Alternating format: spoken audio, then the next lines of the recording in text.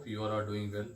In this section of my video, we will be going through the concept of explanation and expression of Biot-Savart law, which is a topic of chapter number 5 NCERT class 12th.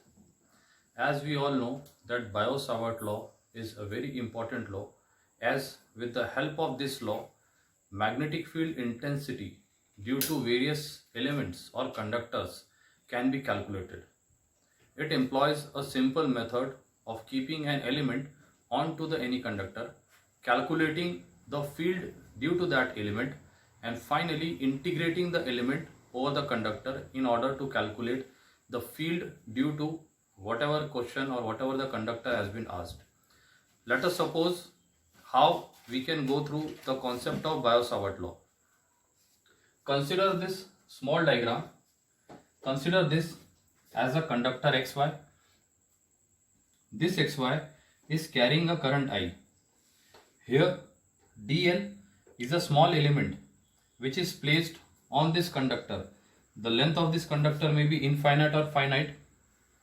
So you have a small element dl which is placed over this conductor.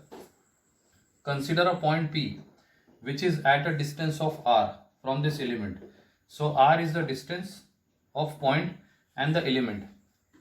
Theta is the angle made by the element dl and the radius vector r.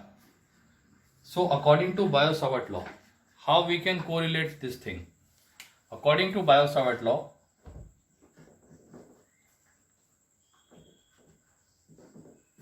magnetic flux density dV due to that field can be correlated as dV is directly proportional to I.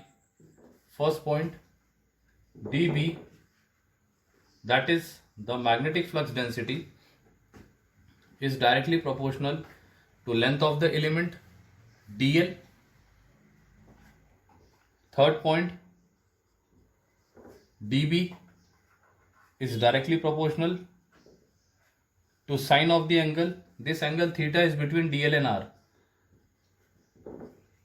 Magnetic flux density is inversely proportional to square of the distance between the point and the element. Combining all four parameters, you have dB proportional to I dl sine theta by r square.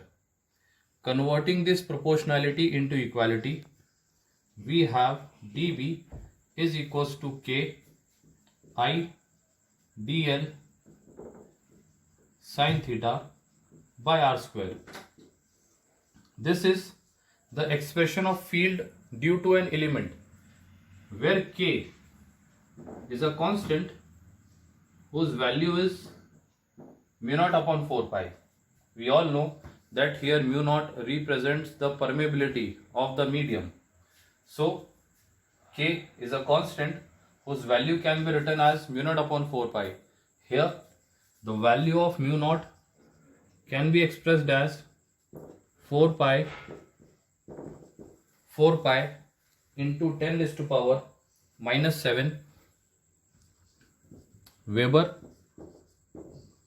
per ampere meter or Tesla meter per ampere.